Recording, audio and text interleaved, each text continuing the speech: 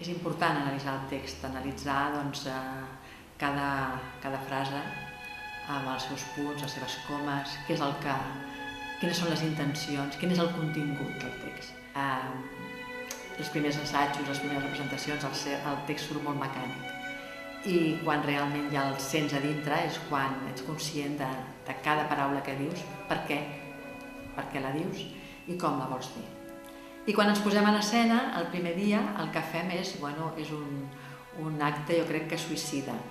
El que els demano és que aquell dia es facin l'obra sencera. És igual, que la facin. I llavors jo puc veure moltes coses en aquest moment. Som 8 actors que estem tot el dia junts, veiem totes les escenes que fem encara que no hi sortim i espero que això surti superbé.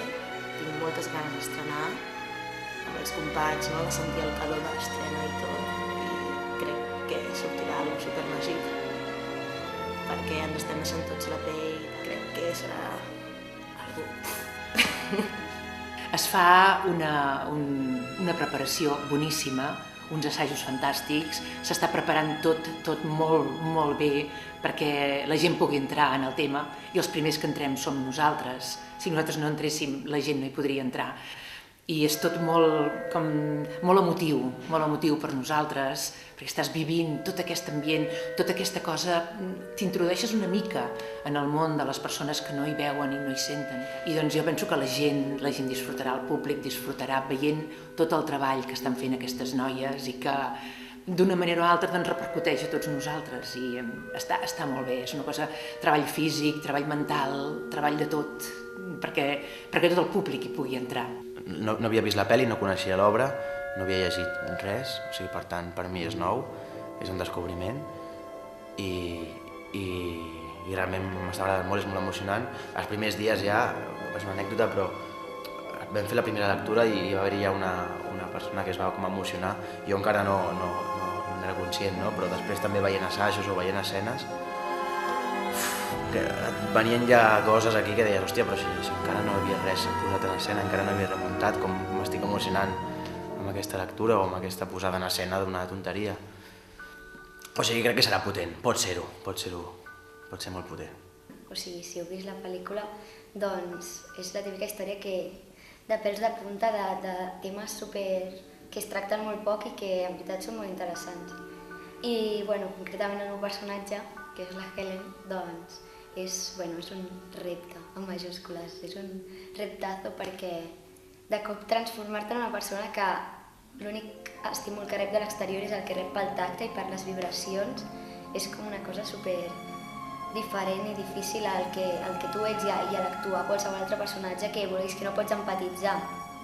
Costa molt i estic a través de molts exercicis i tot, doncs allà intentant i cada dia una mica millor, però sí, un repte molt gran.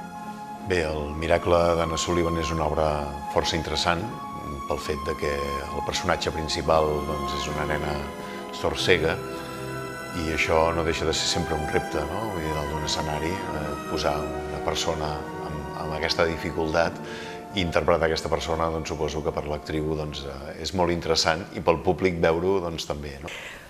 Un personatge que realment, a banda de ser un gran repte, de ser un regal, perquè com a actriu posar-te a la pell d'una dona que està superant constantment el seu passat, el seu present, que és la relació que té amb la família Keller i amb la Helen Keller, i també cap a on vol arribar, no? És una lluita constant, és una batalla constant per superar-se. Però en realitat sempre hi ha una força transformadora que és no podem baixar els braços, no podem permetre que a algú, perquè és diferent, en aquest cas la Helen Keller, perquè no hi veu ni hi sent, ja l'estigmatitzem d'entrada, l'esclafem d'entrada i no li donem una oportunitat per viure.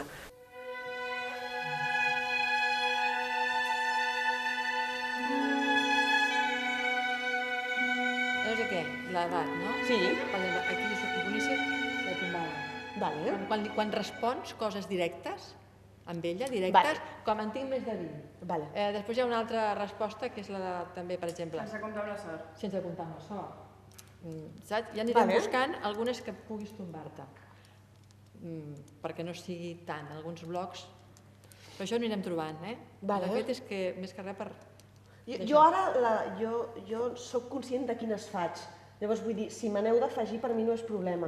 Perquè jo ara les que faig és amb la reflexió del doctor, dels nens, de tot el que puc imaginar com a coses que visualitzo. Vull dir que podem afegir-ne més. Que està bé, però n'afegirem, perquè hi ha algun moment en el que... No han portat la feina. No, és a casa. Diuen molt lluny? No massa, una milla. Crec que podré esperar una milla. La Helen també l'espera vostè, amb impaciència. Ha notat tant moviment a casa que percep alguna cosa. Qui sap el què?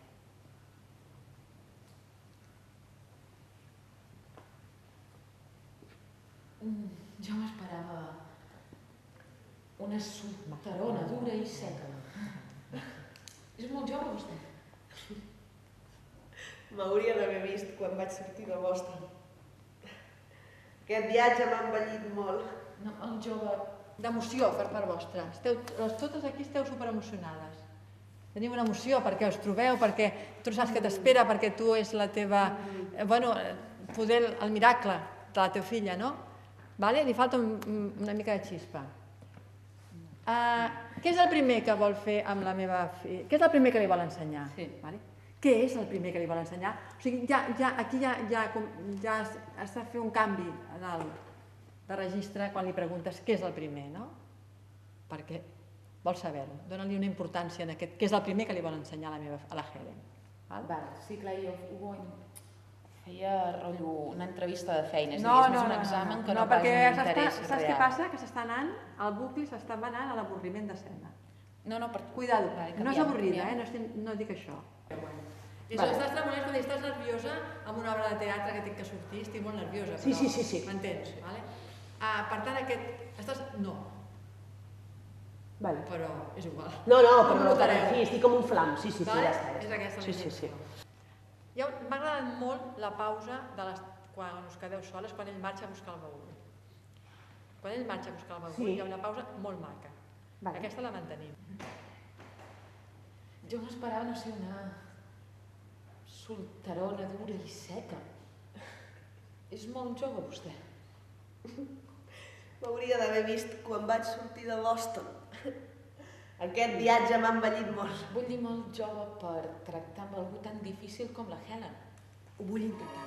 Cuando me dijo en par que íbamos a trabajar con El Milagro de Anna Sullivan, me salió la piel de gallina porque es una de las obras más increíbles, de la que más me gusta, y hay escenas de lucha brutales. Lo que me gusta mucho de este proyecto es que normalmente con los directores con los que trabajo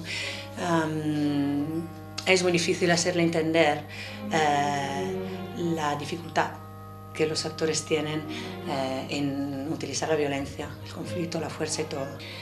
Lo más complicado de todo, siempre lo digo, no es aprender a dar una bofetada o aprender a empujarse o a pegarse, sino más bien es cómo hacer que estas coreos sean vivas. O sea, cómo efectivamente vivir de verdad dentro de estas circunstancias, estos personajes. El proceso está yendo muy bien, muy duro, pero me sorprende muchísimo de cómo entre Marga, la asistente, la ayudante de dirección, Empar, yo y todos los actores nos estamos digamos, comunicando muy bien. Hay una comunicació quasi telepàtica.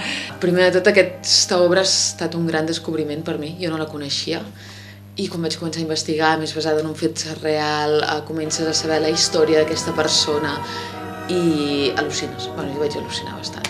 Va ser un descobriment molt bo. Hi ha molt bon ambient d'assaig, tot i que hi ha molta exigència i ens fan assajar molt, però hi ha bon rotllo, ens entenem entre nosaltres, és divertit.